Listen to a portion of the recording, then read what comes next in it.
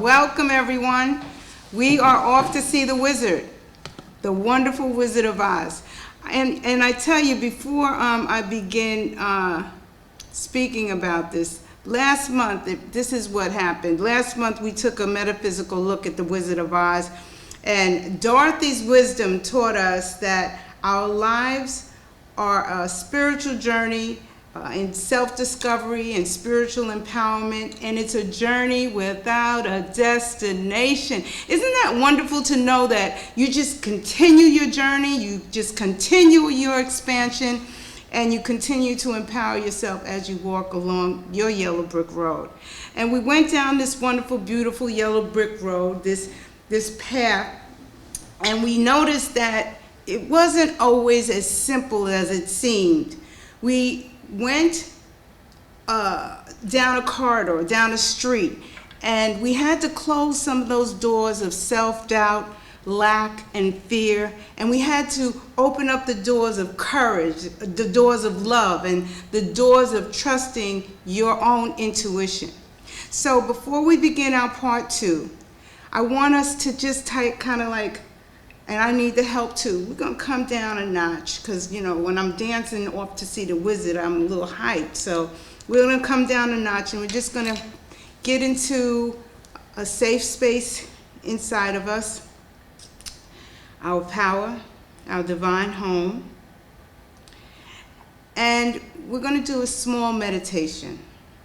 So I want you to just take a deep breath in and out,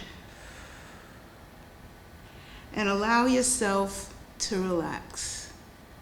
Just relax.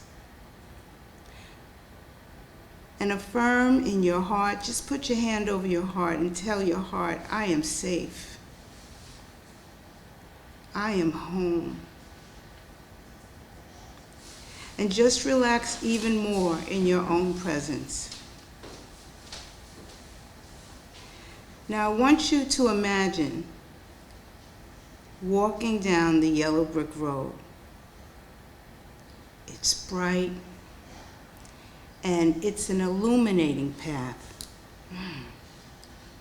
You feel a sense of warmth. You feel a sense of protection. And this energy is your guide.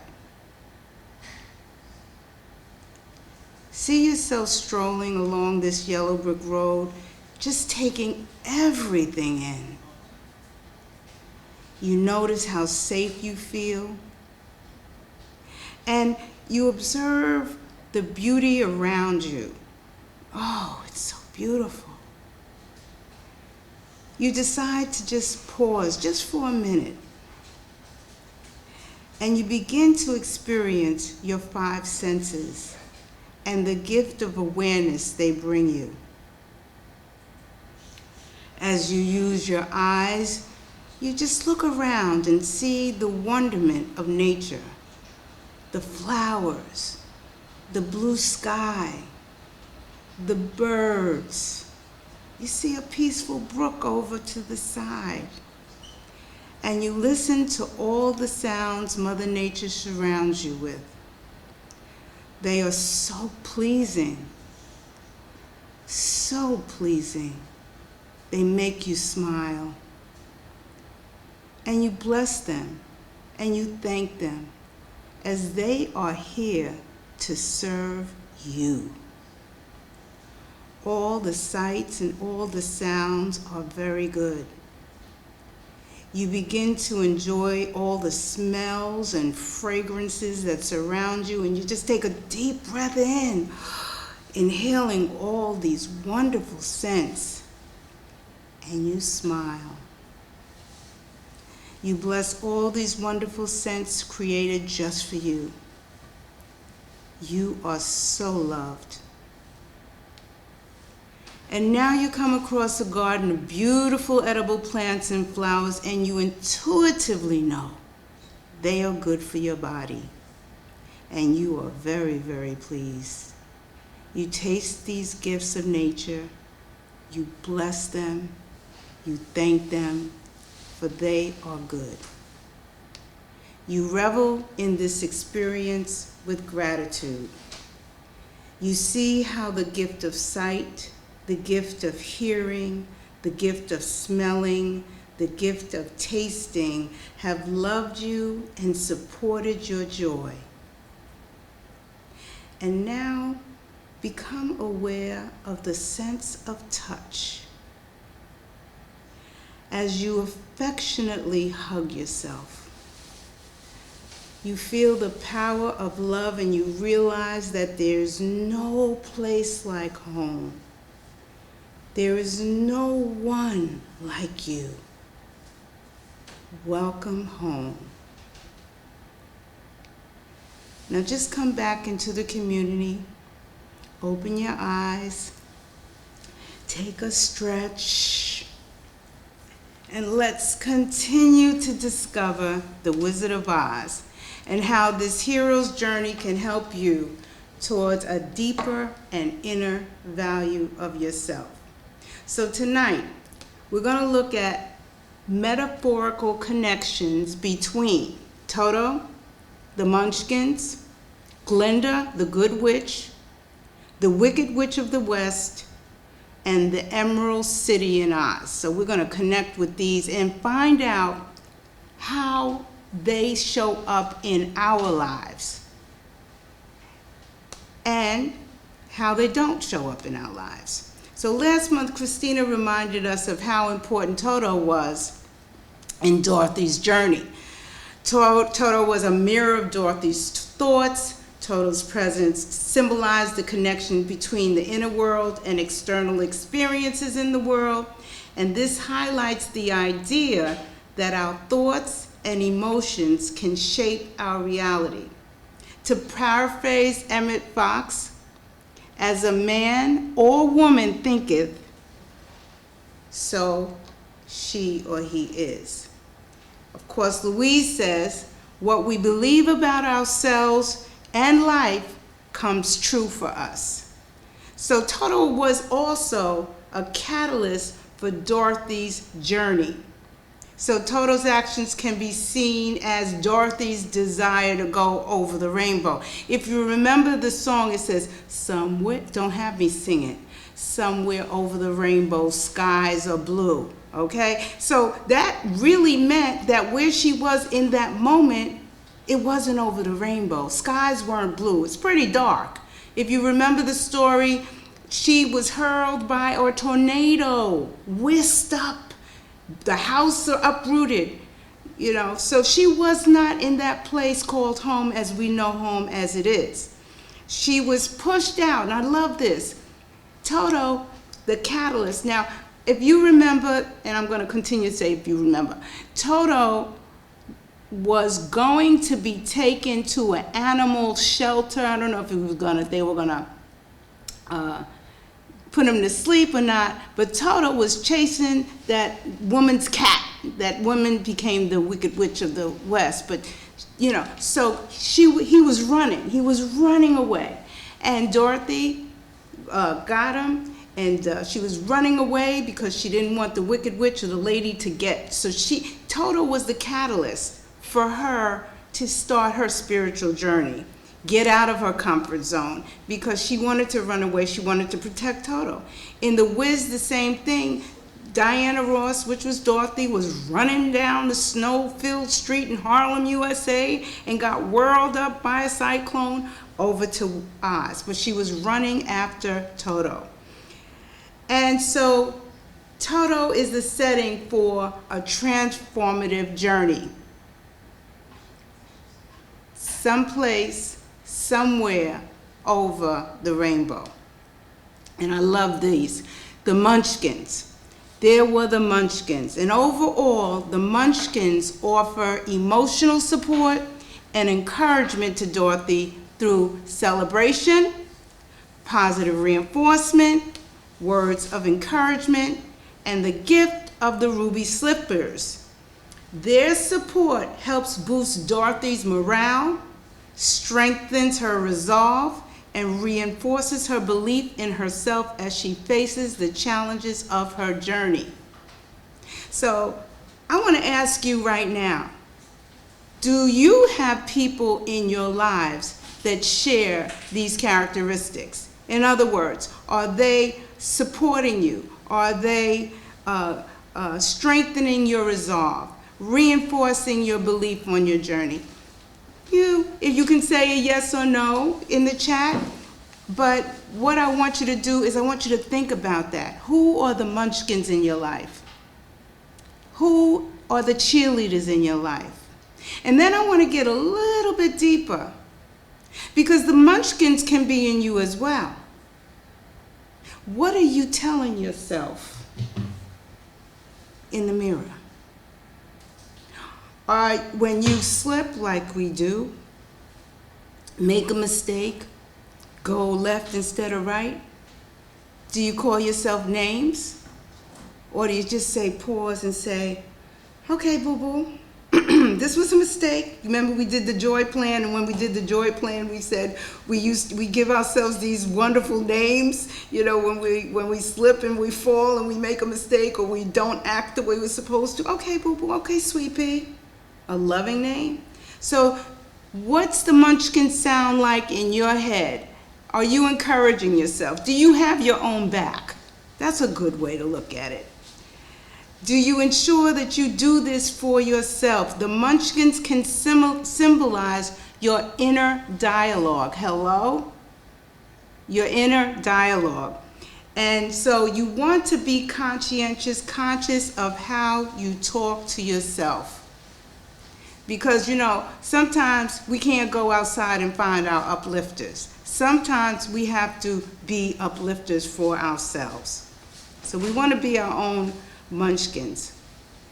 The other thing I love about the munchkins, they symbolize the importance of community.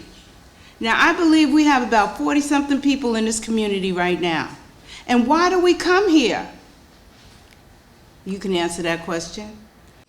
We come here because we know that this community is important. It showcases the power of diversity.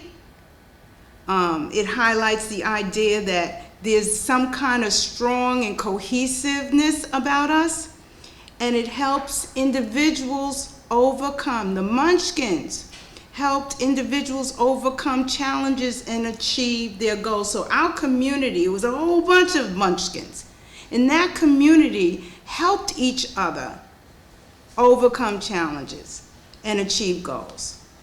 And so I ask, even though I know you're probably gonna write this, but write in the chat, where is your community? What communities do you use? I know a lot of people that come to the first, to the center are also from 12-step groups. Those are the types of communities that we have available to us, amongst others, that really support us. And we always use the word here. I needed to be reminded. I'm going to play that song by Mary J. Blige one day. You remind me. We need to be reminded. We can't come. We don't want to come to one lesson and then figure, oh yeah, I got this made. Because let me tell you something. The universe will tell you, you don't have it made yet, sweetie. You gotta charge your battery just like you charge your iPhone. We have any comments yet in that chat, Christina? Because I'm just moving on. Yeah, we got a couple of comments. So we did have a comment about the munchkins. Of the past, where folks were supported totally externally. Not now, it's just me. And then we had someone reference a group of regenerative health. Okay, thank you. And thank you for those who are responding. I don't know if I heard Christina share with you, but the chat is always open.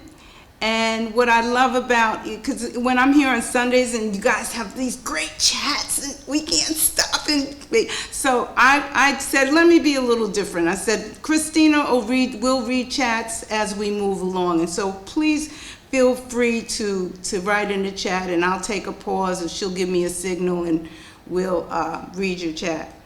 And I love this, after the munchkins, right, there's Glenda, the good witch of the South. And Glenda serves as a mentor figure to Dorothy throughout her journey. She can be seen as our guides, our teachers, our clergymen, clergywomen, counselors, and true friends. They radiate souls, these radiant souls. These are radiant souls who nurture us. So metaphysically, Glenda can also symbolize the higher power or the divine wisdom in us. And this is what I love, because Glenda can be out there in the world as a true friend, as, you know, Dr. Greg is one of my teacher guides, you know, Jimmy, they can be out there, but we also have to know intuitively that the divine wisdom, that inner Dane, is in us as well. That's where you have the meditation. That's where you have your journaling. That's where you have your affirmative prayer. That's where you have your affirmation, connecting with the divine wisdom in you. I said it not a long time ago. In my first lessons, I said that there was a time that I did not feel worthy of having divine in me. Me? Have God in me? All the things I did? You know, but I kept coming to learn that the divine is in me, loves me, can't take its eyes off me, just adores me. And the more I use the divine wisdom, the God in me, the easier it is to use the God in me. So Glenda reminds us of our higher power, but she also reminds us of those mentors, those teachers that we have in our lives. So this is what I did. I said, you know, I love Mary Williamson's poem, right? The one Nelson Mandela did from her book, Return to Love. So this is what I wrote, right? I said, I want you guys to imagine that Glenda, the good witch of the West or East or whatever, Glenda the good witch, is saying this to you, to each and every one of you, individually, as divine expressions.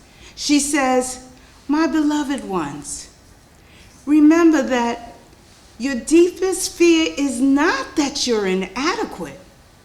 Your deepest fear is that you are powerful beyond measure. It is your light, my sweet sweetie. It is your light, not your darkness, that most frightens you. Sometimes you ask yourself, who are you to be brilliant? Who are you to be gorgeous, talented, fabulous? Actually, who are you not to be? You are a child of God. Your playing small does not serve the world. That is not why you were born. There is nothing, and I'm going to say it out loud a lot, there is nothing enlightened about shrinking. There is nothing enlightened about being small, so that other people won't feel insecure around you. We are all meant to shine, and I love that part, because what she's saying, no one has a monopoly on shining. We all are meant to shine as children do. We were born to make manifest the glory of God that is within us. And it's not just, and this is another thing, there's no monopoly on God. No one has a monopoly on God. It's not in some of us. God is not in just some of us. God is in everyone. And so my sweetness, so my beloved community, I just want to let you know, as you let your own light shine, you unconsciously give other people permission to do the same. And as we are liberated, and as you are liberated from your own fear, my precious soul, your presence automatically liberates others. You were born as great. You were born as great. That's what Glenda's telling Dorothy. You were born as great. And so I want you to hear that as if I was Glenda sharing that information to you. So how did that feel? Write your little thing in the chat, if you will. How did that feel to you being read? Say for instance, your mentor read that to you, or you read it to yourself, but what did you hear? How did that sound? Did anything resonate with that? Those words? Okay. If we have anything, let me know, Chris. And then I want to also ask, who is that person in your life? Who is that teacher in your life? Who is that guide in your life? And I also... So we have some answers. Okay, good. Let's go with it. All right. So we got I am on the right path. We also got nurturing and encouraging and empowering. All right. Thank you. And I just want you also to know that the Glenda in you loves you and adores you and needs you to be on your side. Okay? So, thank you very much. I want to also say that metaphysically, Glenda can symbolize not only your higher power, your inner being, but your intuition. And I think that's the teachings of Ernest Holmes as well, that your intuition is where God is. And that's how he describes it. The promises of this sacred place in us all is that it helps us to understand the power we possess to be triumphant over all our obstacles. I shared in the beginning that this yellow brick road is not always smooth. Our journey in this life, of course you know, is not always smooth. I had a situation today. It was not smooth. But the beauty of where I am and who I am is I am resilient, I know truth, I can bounce back, I know what to say to myself, I know where to go. And that's what I believe as practitioners we learn how to do. We don't stay stuck on, I don't want to say stupid, that's not a good word, but we don't stay stuck. Listen, we're not immune to stuck, but we're allergic to stuck. We're allergic to being stuck. We don't like the feeling of, when you're a true student, you don't like the feeling of being stuck. You just go, I got to move. And that is the power within you. So now we got this wicked witch. She's the wicked witch of the West. Okay. So we have this wicked witch, and who and what does this wicked witch symbolize?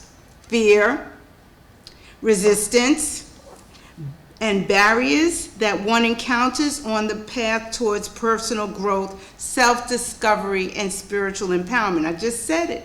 We walk down this yellow brick road. We have obstacles in our lives. We don't stay stuck in them. We know truth to help us bounce out and back. But there are things, and I tell you, sometimes things linger a little longer, and we know that there's treatment necessary. Because I know. I think, I know we always say here that we teach what we need to know.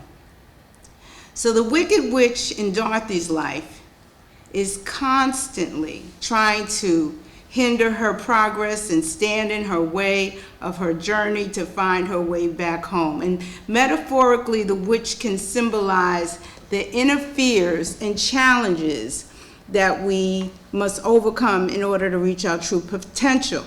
So I want to also bring about the fact that even self-sabotaging thoughts and beliefs can be the wicked witch of the West in us. You know, things that keep us stagnant. Oh, I can't. Oh, I'm not good enough. I don't know enough Instagram. I don't know Facebook. You know, I don't know. I'm too old. I'm 66. I am not too old. I'm telling you that right now. I have to tell myself, no, don't use that one. You know. So what are the excuses or justifications that we might use that can represent or be representative of a wicked witch? Okay? And like I said before, the good news is we get to overcome them because we are truth seekers living and practicing the truth. So we're able to get over them, but we got to know that they are there. You know, we have learned, and I love this one when Dr. Greg put a cap on. We have to have new thinking caps. Remember that one when you put the thinking cap? We got to have a new thinking cap on. And we do. Not we have to, we get to have. I love the word get to rather than we have to. We don't have to do anything. When we get to do it, it's almost like an opportunity. When we have to do it, it's very punishing. You know, if you don't do it, So we get to do this. And the ability to let God show off through you. We are victims no more. Yes. And guess what Dorothy did? Dorothy threw the water on the witch. And you know what water represents? Symbol of purity and truth. Hello? She threw that daggone water and she put some truth on that wicked witch. And that witch was under her feet. You know that saying you say, Jimmy? It's under my feet. That witch was under her feet and the witch dissolved. The fear and the resistance melted away. And so when we face our challenges and recognize them and use affirmations, or now Dr. Greg has taught the lesson on affirmative prayer treatment, the wicked witch disseminates, dissolves. And now we have the Emerald City. The Emerald City is a vibrant and majestic place ruled by the Wizard of Oz. And metaphysically, the Emerald City can be seen as a metaphor for the material world, the masses, the people who train themselves not to think. And Dr. Greg has some great thing that he says about people who watch out for those people who do think, because they're the minority. He says it's something like that. I tried to quote him today, but and he did say something like that, but I forgot what you said. And you'll share, right? Okay, good.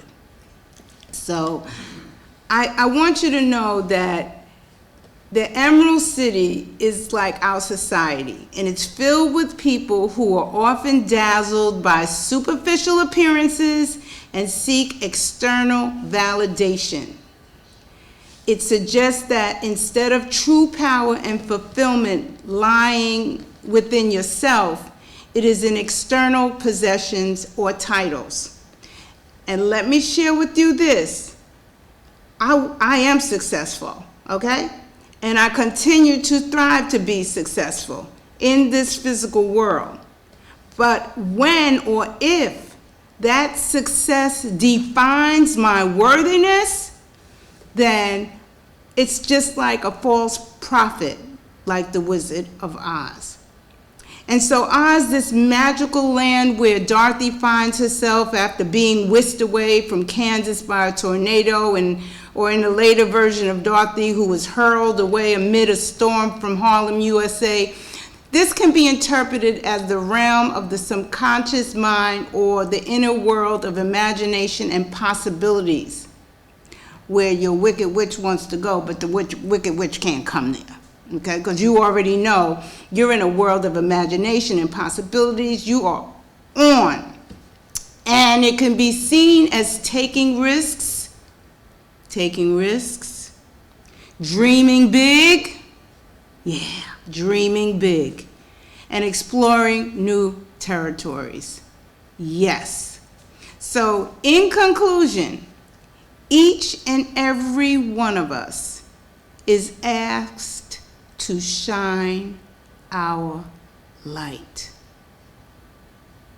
I want you to write down in the chat how you shine your light.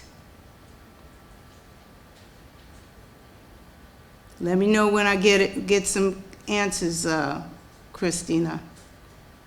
How do you shine your light? And remember, when you write in the chat, as Christina reads it out loud, you're empowering others to write in the chat and show the divine expression in you. So do we have any? Yeah, okay. A couple of good ones here. All right, so I shine my light by being authentic. I love myself first. Writing and smiling. Share my writing. Stay calm in the midst of unconscious behaviors. Compassion. Keeping my words. Podcasting. Keeping my integrity! Exclamation point. Okay, thank you. And so I'd also like to say, and this is what Louise says, when I shine my light, when you shine your light from the inside out, guess what? It comes back to you multiplied. So there's some benefits with shining your light. The other thing, we want to create our own spiritual path. Someone in the audience community said, authentic. You want to be authentic in this creation of your journey. And you definitely want it filled with self-love. You want to make sure you have a community, mentors, teachers that give you insight. And you want to follow the yellow brick road with divine wisdom as your guide. And as you have that divine wisdom as your guide, you especially know that your Creator God adores you so much that it can't keep his eyes off of you. You are so loved, you are so safe, and you are home. So that's the Munchkins, that's Toto, that's the Emerald City, and the Wicked Witch and the Good Witch.